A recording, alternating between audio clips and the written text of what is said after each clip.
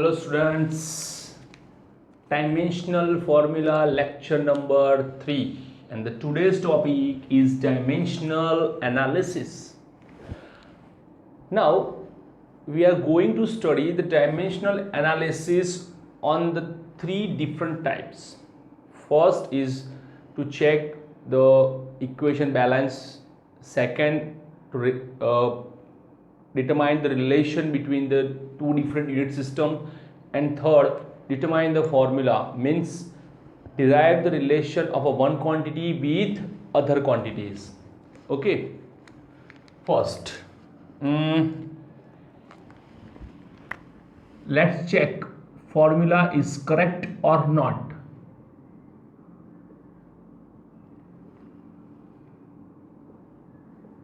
Check the formula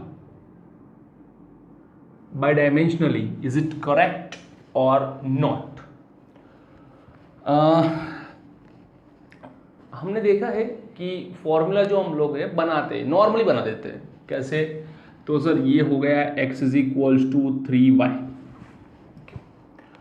हमें पता है कि जो वैल्यू x की होगी टोटल 3y की वैल्यू उतनी होनी चाहिए. x की वैल्यू जितनी होगी टोटल 3y की वैल्यू उतनी होनी चाहिए. क्लियर? ये रहा. अब ये आप समझो कि यहां पे हम लोग वैल्यू की बारे में बात कर रहे थे. ये मैथ्स था. फिजिक्स में क्या होता है, वैल्यू तो सही होनी चाहिए लेकिन ये जो x है और ये जो y है इनका यूनिट भी सेम होना चाहिए. यूनिट भी क्या होना चाहिए? सेम होना चाहिए. सपोज अगर ऐसा लिखा है मैंने कि x is equals to 2yz, तो ध्यान से सुनो, x की वैल्यू और 2yz की टोटल जितनी वैल्यू आती है वो वैल्यू सेम होनी चाहिए. x की वैल्यू जितनी है उतनी वैल्यू 2yz की होनी चाहिए.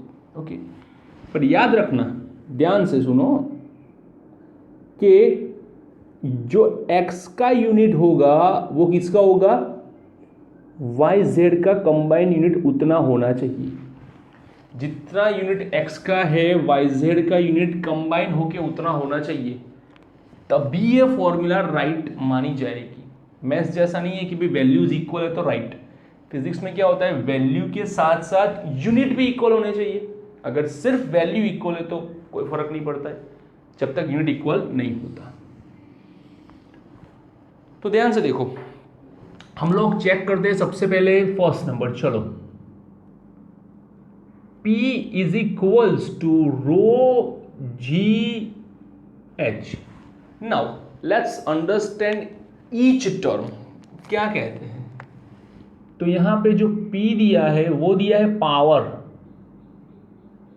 आपको नीचे क्वेश्चन में ब्रैकेट में लिख के दे सकते हैं अगर कुछ नया होगा तो. ठीक है, पुराना होगा तो नहीं देंगे. मतलब कि आपने 11th-12th में कोई फॉर्मूला यूज किया है या कोई सिंबल यूज किया है, ठीक है, तो शायद वो ना दे. कुछ नया होगा तो दे सकते हैं. डेंसिटी, रो मतलब डेंसिटी. जैसे कि अभी मेरी बात बताऊं आपको कि यहां पे आपको, sorry, P is not a power, P is a pressure.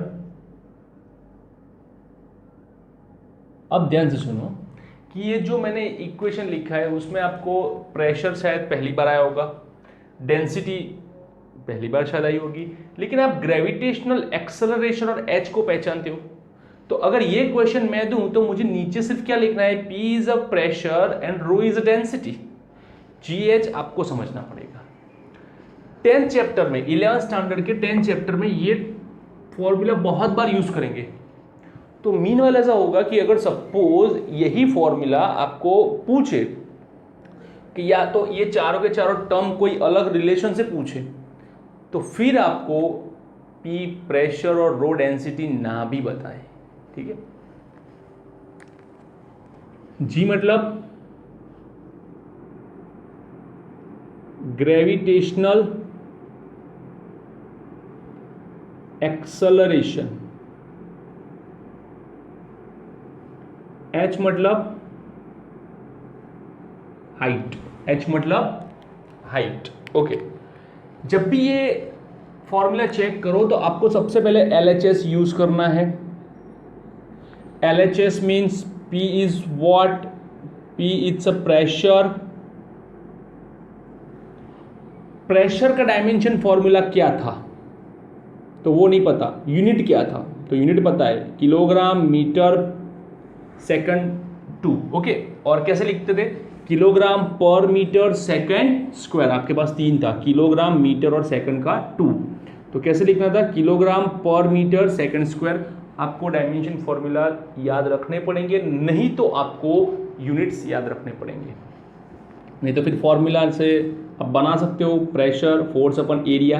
ठीक है, फोर्स का पता होगा, नहीं पता MA बाय एरिया। अभी आपको A और M का तो पता होना चाहिए। ठीक है, चलो लिख के रखो, ऐसा नोट्स लिखते रहना। ठीक है, क्योंकि वीडियो थोड़ा लंबा होने वाला है। तो प्रेशर किलोग्राम का 1, मीटर का 1 लेकिन नीचे है मतलब -1, सेकंड का 2 मतलब नीचे है -2, M1 L-1 T-2। Next RHS में तो कंबाइन है, रो GH क्या है? कंबाइन है रो G और H। तो सबसे पहले रो लिखते हैं। रो क्या है? तो क्या रो है डेंसिटी, उसका फॉर्मूला कुछ किलोग्राम पर मीटर क्यूब है। Gravitation acceleration, this doesn't mean, the mean is acceleration only, metre पर second square. Height is a one kind of length, height is a one kind of length and unit of length is metre, unit of length is metre. तो density kilogram और metre cube, मतलब मुझे सिर्फ mass चाहिए, kilogram, metre मतलब length, M1 L-3। Acceleration metre L1, second T-2 नीचे है, height metre L1। Okay, अब यहां पे आपको करना क्या है कि जो बेस इक्वल हो, जिसका बेस इक्वल हो, जैसे कि इन तीनों का कॉमन है, ये देखो। ठीक है, तो इन तीनों का प्रोडक्ट है एक साथ, L और L। तो ये जो प्रोडक्ट है उसके पावर को आप एडिशन में कन्वर्ट करोगे, ताकि आपको मिलेगा M1 L -3 +1 +1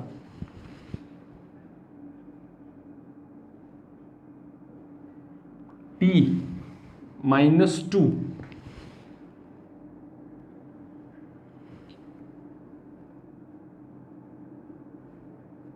M1 L -1 T -2। Now check it. Yes, right? M1 1, yes. L -1 -1, yes. T -2 -2, yes. That means LHS is equals to RHS. This formula is true by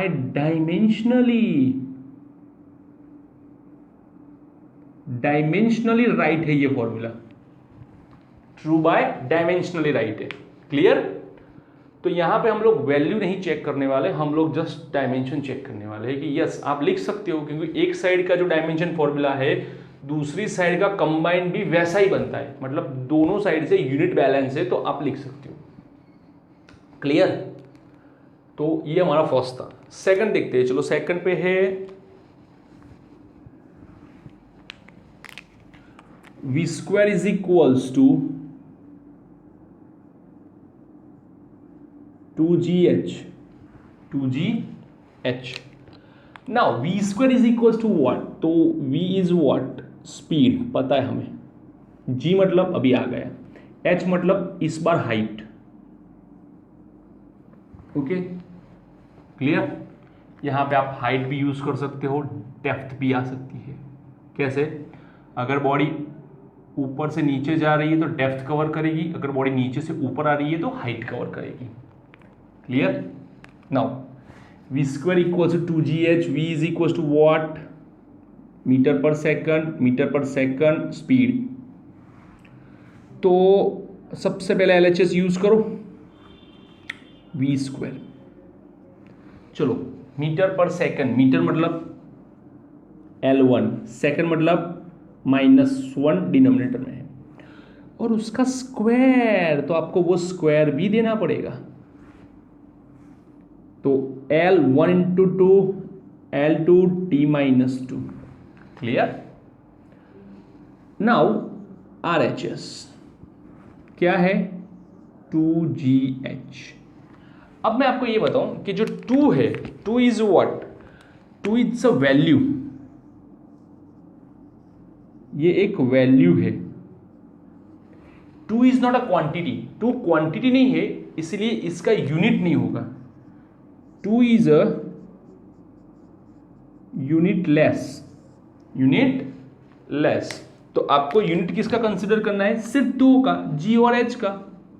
G मतलब metre पर second square, यहां पे हमने G का पूरा use किया, metre पर second square.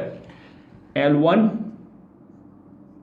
t-2, okay, और फिर साथ में हाइट H भी है, H मतलब L1। चलो base are equal, addition of their power 1 + 1 L2 t-2। तो let's check,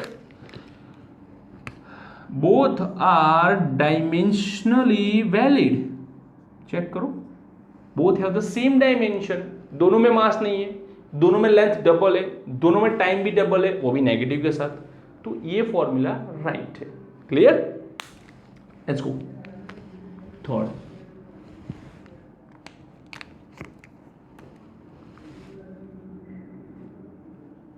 P is equals to FA. What is P? Now this time P is not a pressure, this time P is a power. F is what? Force. A means acceleration. Okay, अगर आपको समझ में आ गया हो ये, तो start करो, आपके पास डायमेंशन फॉर्मूला हो तो सबसे पहले हम लोग पावर का फॉर्मूला यूज करेंगे। हमने बताया था किलोग्राम मीटर पर सेकंड, ठीक है। आपको पावर यूज करना है तो आपके लिए बहुत इजी रास्ता है। क्या है, पावर में एक सीक्वेंस पैटर्न है 1 2 3 की। कौन सी, 1 2 3 की एक सीक्वेंस पैटर्न है LHS।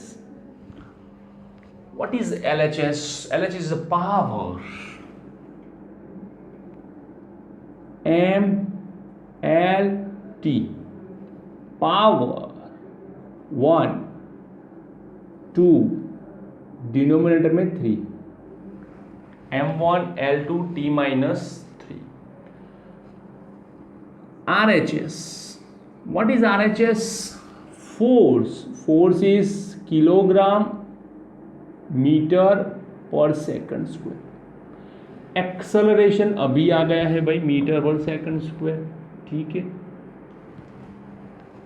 तो आपको लिखना है force into acceleration, force kilogram meter second -2, okay. M1 L1 t-2। Now acceleration L1 t-2 is equals to M1 L 1 + 1 2 t -2 -2 -4। ओ कहीं लोचा हो गया, देखो ये -3 ये -4, they are dimensionally not valid. मतलब कि ऐसा फॉर्मूला अगर आप लिखोगे तो गलत है, ये फॉर्मूला पॉसिबल नहीं है। दैट मीन्स हम लोग क्या लिखेंगे, this equation is invalid by dimension. याद रखना मेरी बात कि हर बार फॉर्मूला ट्रू ही हो ये जरूरी नहीं है, आपको कुछ भी मिल सकता है, कुछ भी मिल सकता है, ठीक है, क्लियर। मैं आपको होमवर्क में दे रहा हूं 2 फॉर्मूला, आप मुझे बताओ कि वो डायमेंशनली वैलिड है कि नहीं है। आपका जो भी आंसर होगा नीचे कमेंट में लिख देना। First k is equals to half mv²। अब आपको m पता है मास, v पता है वेलोसिटी, k का मतलब होता है काइनेटिक एनर्जी, ठीक है, kinetic energy. Similarly second number u equals to mgv। u मतलब potential energy, potential energy, v का आपको पता है वेलोसिटी, ठीक है, m मास, g एक्सेलरेशन, ठीक है, फटाफट से लिख लो।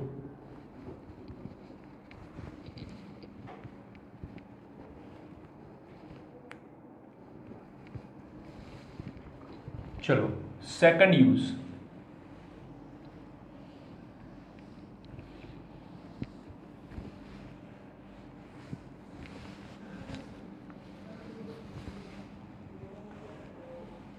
सेकंड यूज में आपको करना क्या है, आपके पास दो अलग अलग सिस्टम है, एक है MKS, दूसरी CGS, उन दोनों के बीच का रिलेशन क्या है वो फाइंड करना है, ठीक है। सेकंड पे है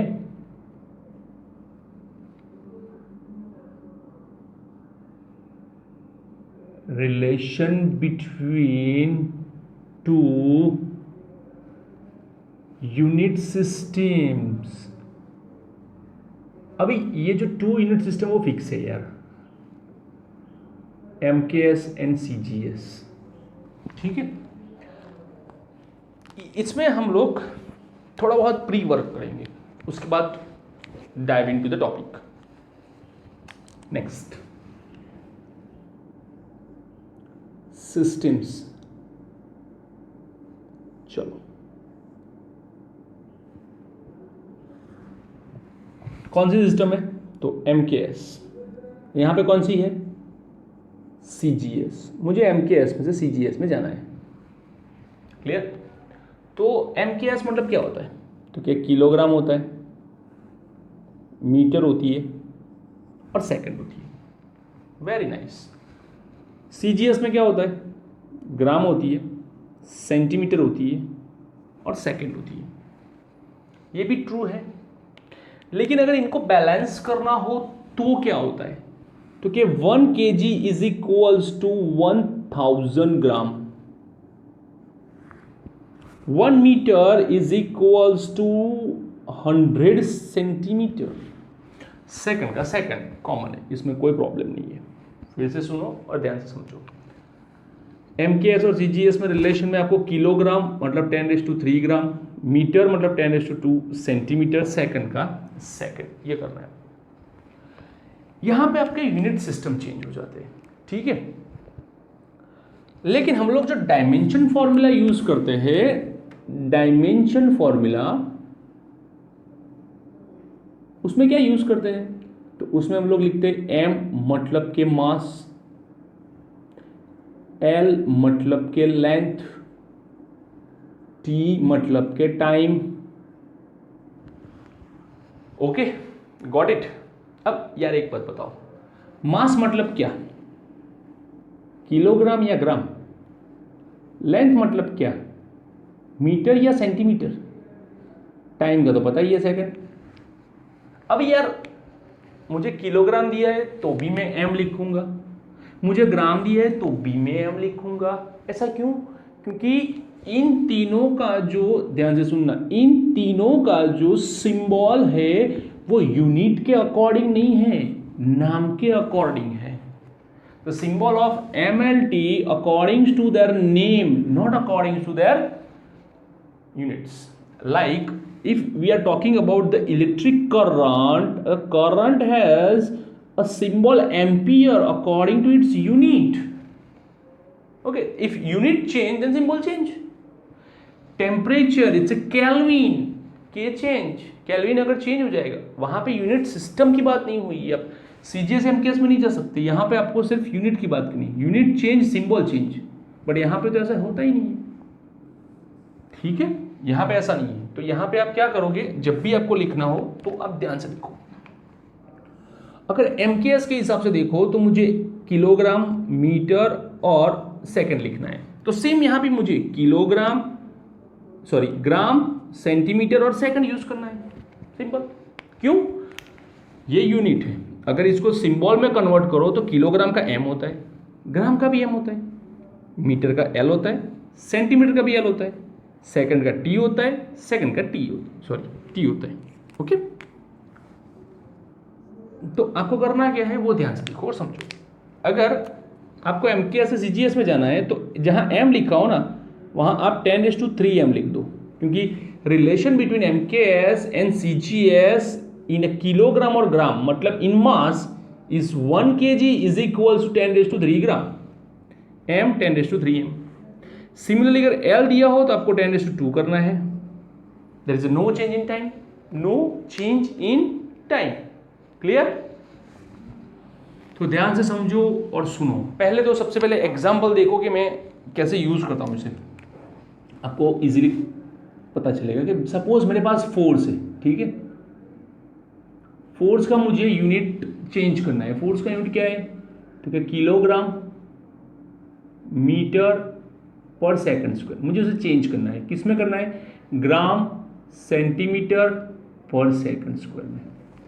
तो इन दोनों के बीच का रिलेशन क्या आएगा? जैसे कि यहाँ पे है ना, किलोग्राम का ग्राम से कन्वर्ट करो तो 10⁻³ यूज करना पड़ता है, मीटर का सेंटीमीटर में जाओ तो 10⁻² यूज करना पड़ता है। यहाँ पे कितना यूज करना पड़ेगा तो वो देखो। डायमेंशनली अगर आप MKS की बात करो तो फॉर्मूला होता है M1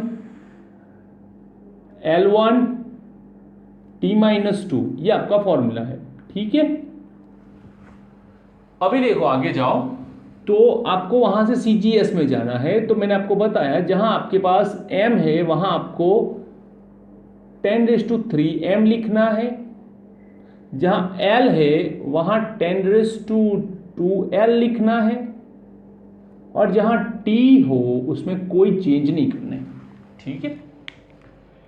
अभी जो पावर है, तो जो पावर मास का है वही आपको देना है, जो लेंथ का है वही आपको देना है। क्लियर? तो 3 into 1 it's a 10⁻³ M1, 2 into 1 it's a 10⁻² L1 T-2. Base are equal, they are in product, so addition of power का आप एडिशन करो, 3 + 2 10⁵ M1 L1 T-2। ध्यान से सुनना, अभी ध्यान से सुनना एकदम। M1 L1 T-2, ये यूनिट सिस्टम क्या है? किलोग्राम, मीटर और सेकंड स्क्वायर के लिए लिखा था, और ये ग्राम, सेंटीमीटर और सेकंड स्क्वायर के लिए लिखा है। तो इन दोनों के रिलेशन में एक्स्ट्रा कौन ऐड हुआ? 10⁵, 10⁵. और अगर SI सिस्टम की बात करो तो SI सिस्टम में किलोग्राम मीटर पर सेकंड स्क्वायर, मतलब कि फोर्स के यूनिट को क्या बोलते हैं? न्यूटन। क्या बोलते हैं? न्यूटन। 10⁵.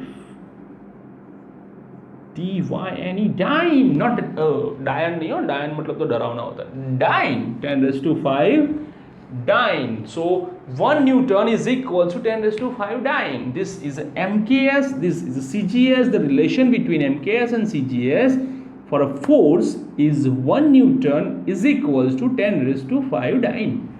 क्लियर? एक इजी सिंपल। चलो एक दूसरा देखते हैं। दूसरा क्या है? वर्क का लेते हैं। चलो हाँ, वर्क ले लो। वर्क का फॉर्मूला होता है किलोग्राम मीटर स्क्वायर पर second square is equals to blank gram centimeter square पर सेकंड स्क्वायर। चलो ये हो गया। ओके, अभी किलोग्राम MKS की बात करो तो किलोग्राम मतलब M1, मीटर मतलब L2, सेकंड मतलब -2। ओके, मैंने आपको बताया अभी, m हो तो क्या लिखना है 10⁻³ m CGS में,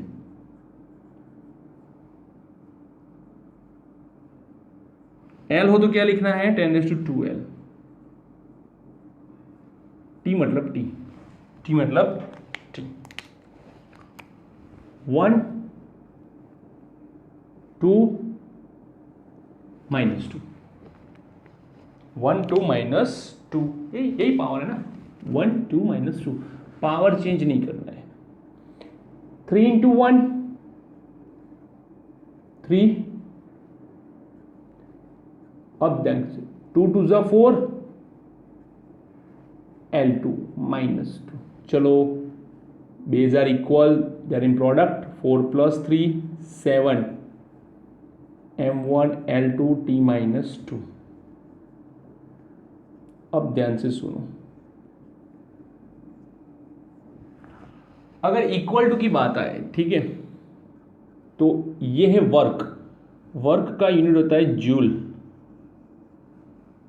इज इक्वल्स टू 10⁻7 अर्ग, 10⁻7 अर्ग आपको मिलता है। क्लियर, डन, ओके, ये है आपका फॉर्मूला। अभी ये तो नॉर्मल हुआ कि भाई हम बड़े से छोटे में गए, ठीक है। अगर सपोज छोटे में से बड़े में जाना हो, तो छोटे में से बड़े में जाना है, तो छोटी वैल्यू मेरे पास है, मुझे बड़ी वैल्यू में जाना है, कूदना है, तो कैसे कूदेंगे? तो सबसे पहले ये लिख लो, फिर मैं आपको वो दिखाता हूँ।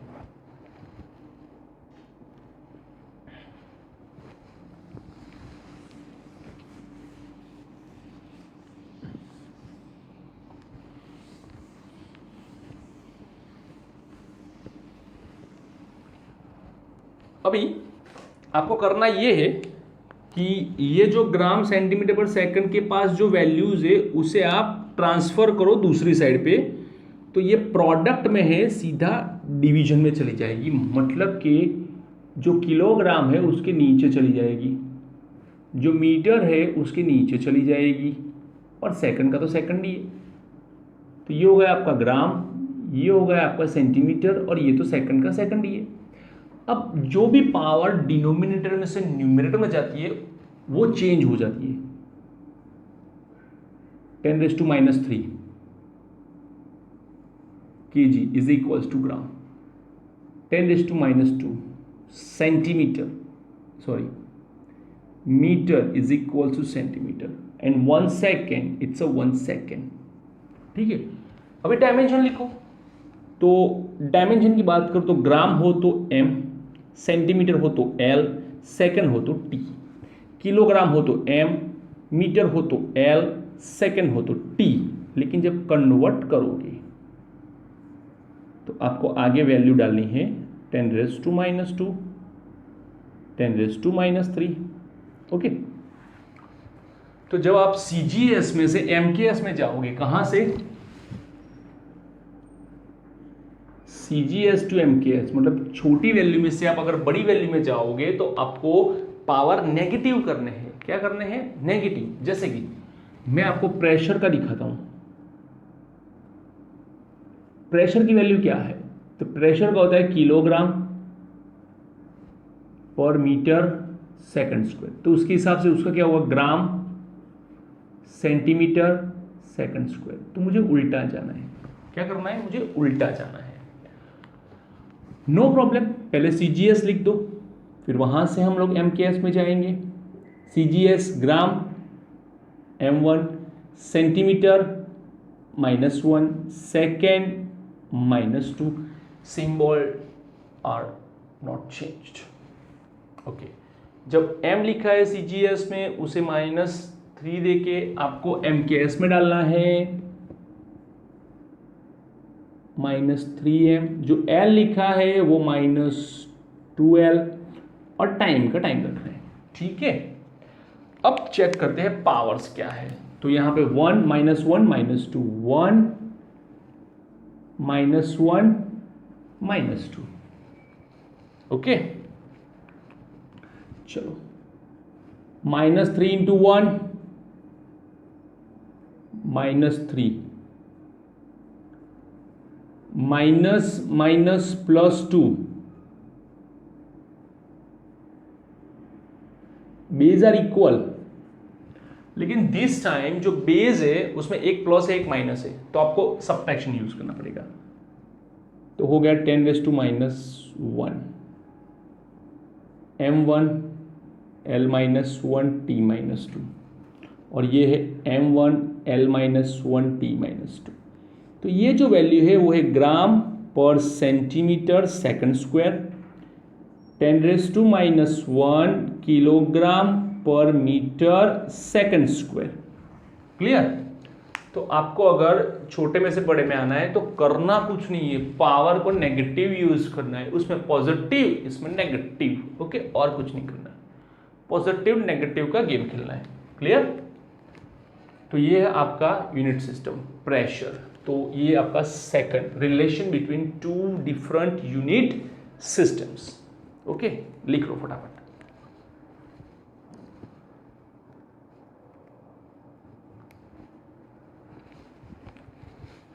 चलो अभी आगे भी जाना है हमें, ठीक है। अभी हमारा थर्ड थर्ड आएगा। जो थर्ड है वो थोड़ा सा बड़ा है और शायद थोड़ा लंबा भी आपको लगेगा कि यार बहुत है यार। और जो होमवर्क दिया है वो मुझे कमेंट में आपको आंसर देने हैं भाइयों, ऐसा नहीं है कि नहीं देना है, ठीक है।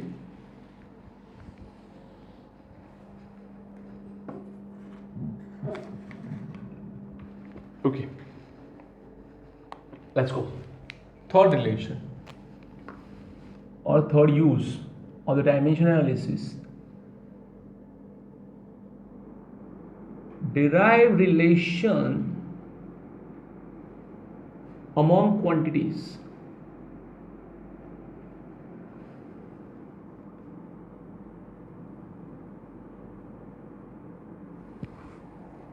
इसमें क्या होगा कि आपको एक स्टेटमेंट दिया होगा कि सपोज ये कोई क्वांटिटी है x क्वांटिटी, वो किसी y और z पे डिपेंडेंट है। डिपेंडेंट है, कैसे डिपेंडेंट है? प्रोपोर्शनली, इन प्रोपोर्शनली, स्क्वायर डिपेंडेंट है, स्क्वायर रूट डिपेंडेंट है, ऐसा कुछ भी नहीं दिया होगा, सिर्फ ऐसा बोला होगा डिपेंडेंट है। कैसे? मैं क्वेश्चन लिखता हूँ, देखो ध्यान से कि यहाँ पे ऐसा बोला है कि सबसे पहले क्या लेंगे? Okay, first kinetic energy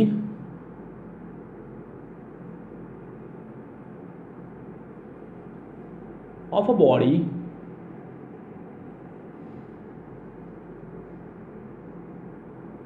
depends upon its mass and speed. So derive the relation between, मैं हर बार ये लास्ट स्टेटमेंट नहीं लिखूंगा, derive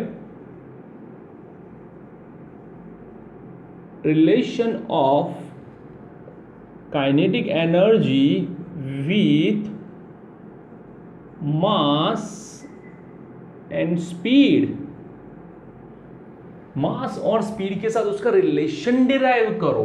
ओके, तो सबसे पहले क्या है? तो क्या kinetic energy of a body depends upon its mass and speed, derive relation of kinetic energy. मतलब कि यहाँ पे आपको काइनेटिक एनर्जी दी है जिसका सिंबल हम लोग के यूज करेंगे। It depends upon the mass and the speed. कैसे? पता नहीं।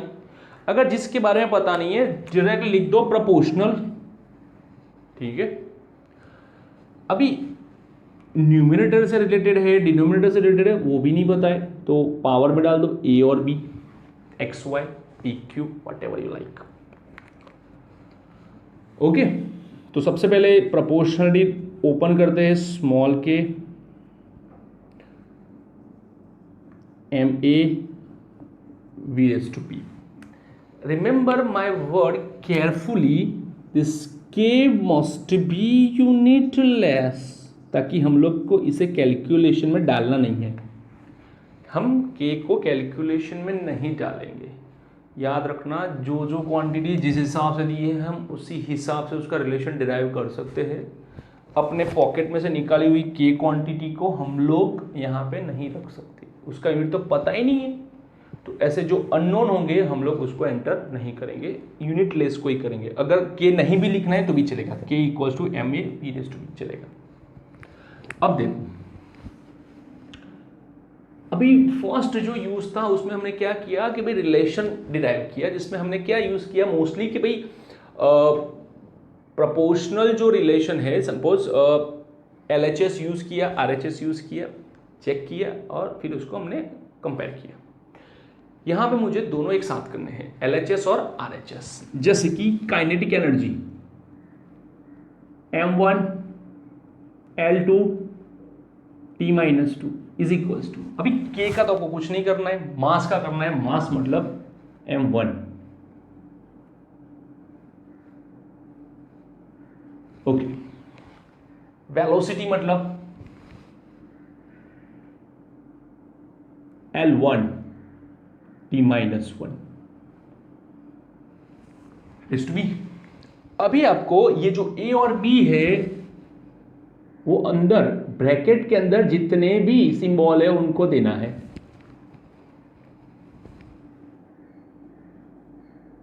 M1 L2 T-2, 1 into A, 1 into B, minus 1 into B।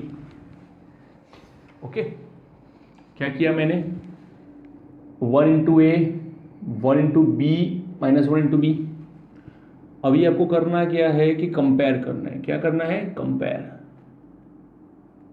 किसको, तो क्या पावर्स को, compare powers of same quantity. तो सबसे पहले किसका कंपेयर करोगे, मास का करो। तो मास का क्या होता है, तो कि A इज इक्वल्स टू, यहाँ पे 1 है, यहाँ पे A है, then A is equals to 1। Clear. चलो सिमिलरली L की बात करें तो अगर L देखें तो ये 2 है, ये B है, तो B इक्वल्स टू 2। अभी T की बात करो तो T में क्या है, B, सर माइनस B है। माइनस प्लस मत देखो, आपको लाना क्या है, अननोन क्वांटिटी B लानी है ना, तो वो तो आ चुकी है, तो उसे दोबारा आपको कंपेयर करने की जरूरत नहीं है। अगर करोगे तो क्या होगा, -2 -B minus minus cancelled, B equals to 2 वापस से वही आएगी। तो दोबारा मेहनत करने की जरूरत नहीं है, आप यहाँ पे इतना लिख के छोड़ सकते हो। क्लियर। चलो नेक्स्ट, अभी K is equals to small k mv, A is 1, B is 2,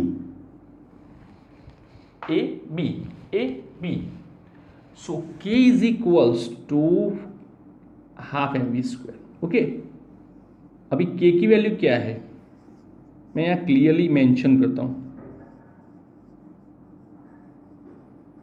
bye knowledge it is 1/2।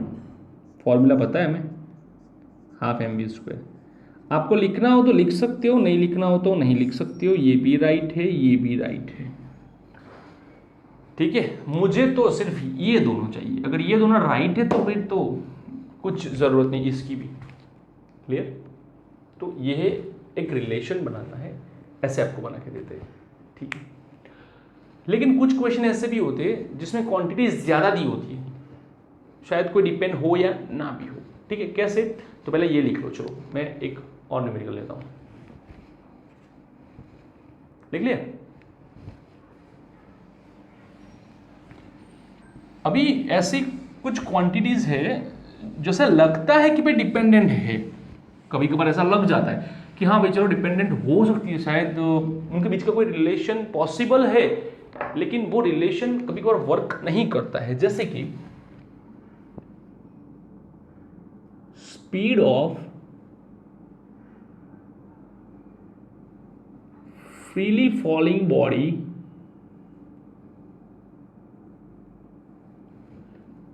depends upon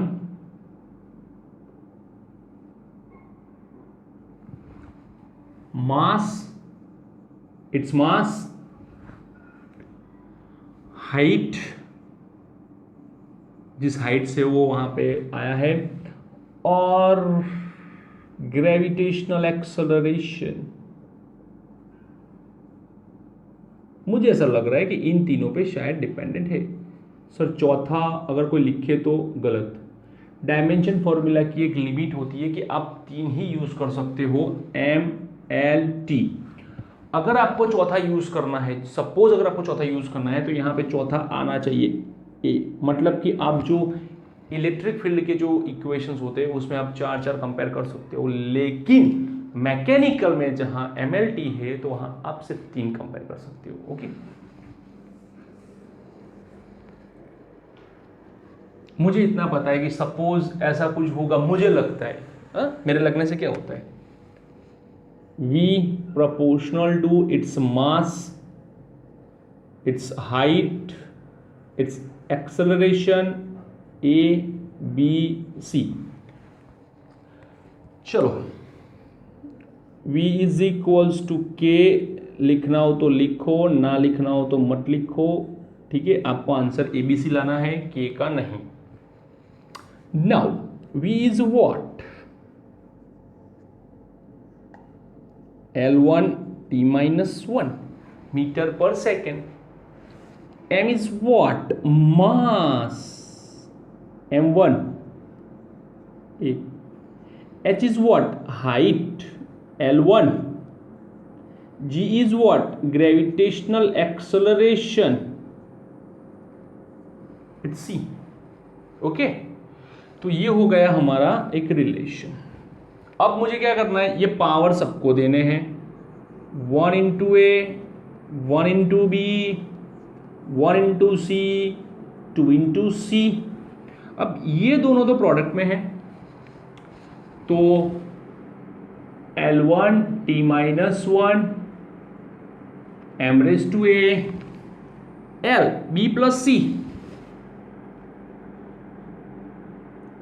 t raise to -2c। अभी देखो, पावर कंपेयर करने में आपके पास 3 है, यहाँ पे 2 है, तो आप एक काम करो, 0 डाल दो। मैंने बोला था अगर ना हो तो आप 0 लिख सकते हो। नाउ कंपेयर करो, चलो फटाफट। तो क्या होगा, तो a इज इक्वल्स टू 0 होगा। पहले m कंपेयर करो, a इज इक्वल्स टू 0 है। सबसे पहले किसका कंपेयर करोगे आप, इंडिविजुअल का, तो a इंडिविजुअल है। फिर कौन इंडिविजुअल है, 2c, तो किसके पास 2c है, t के पास, तो t का कंपेयर करो, -1, तो c is equals to half. अब जो आपका मिक्स है उसे कंपेयर करोगे आप, कौन सा मिक्स है, b प्लस सी l के साथ। So b plus C equals to 1, c is a half, so b is equals to 1 minus 1 half, so b is equals to half। तो v is equals to km hg raised to a b c, a b c। देखा, speed जो होती है वो मास पे dependent नहीं होती है। मुझे लगा था कि होगी, फॉर्मूला को लगा नहीं, फॉर्मूला ने श्योर कर दिया कि भाई नहीं लगती है, 0 ही है, तो मुझे ये निकाल के दे दिया उसने, तो अच्छा है मेरे लिए भी। तो क्या लिखना है, g और h raise to 1/2, okay, k root gh। अब लिख लो ये, क्लियर, ऐसे रिलेशन बनता है। डन, इतना लिखो, चलो फटाफट। फिर एक और डिफिकल्ट आता है,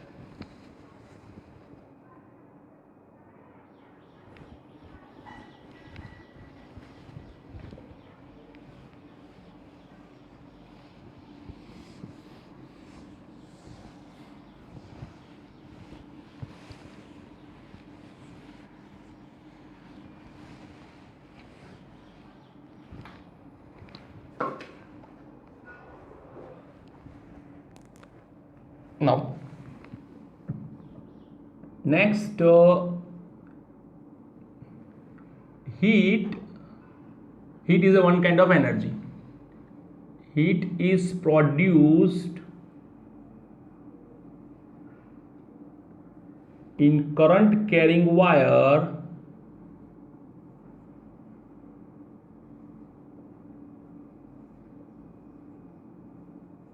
depends upon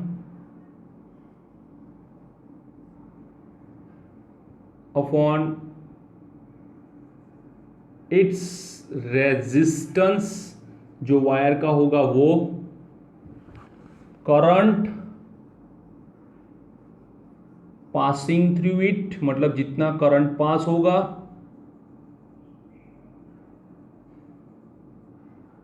and the final time of current passing. Current passing का जो टाइमिंग होता है उसके ऊपर डिपेंड होती है। तो लेट्स सी, हीट का सिंबल H ले लो, resistance R, current I, time T।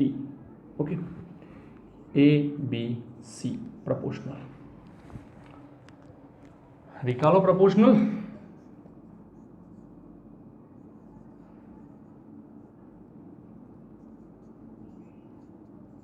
अभी H is what? Heat.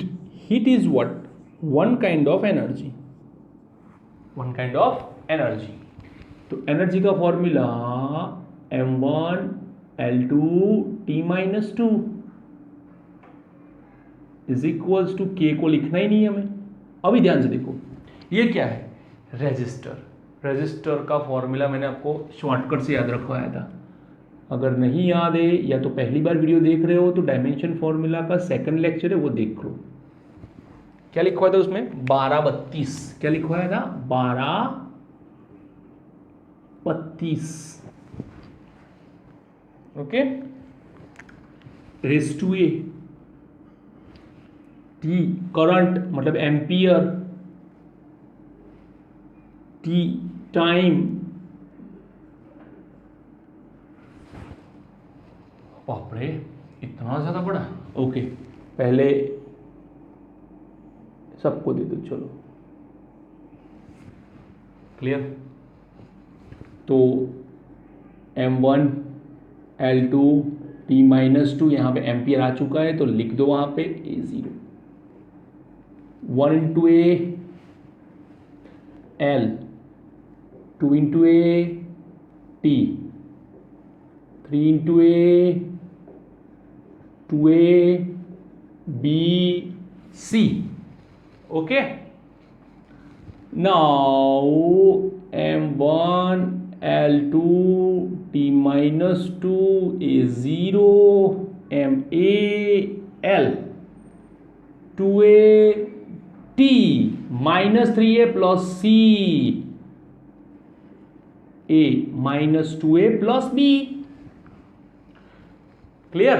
Now compare. सबसे पहले क्या बोला था? इंडिविजुअल को कंपेयर करो। इंडिविजुअल कंपेयर हुआ, a इज इक्वल्स टू 1। फिर क्या बोला था? जीरो पावर को कंपेयर करो। जीरो पावर को कंपेयर किया तो -2a plus B equals to 0। तो 2a उस तरफ भेजो, b इक्वल्स टू 2a। बाबा a की वैल्यू मुझे दे दो, दे दी। चलो बेटा,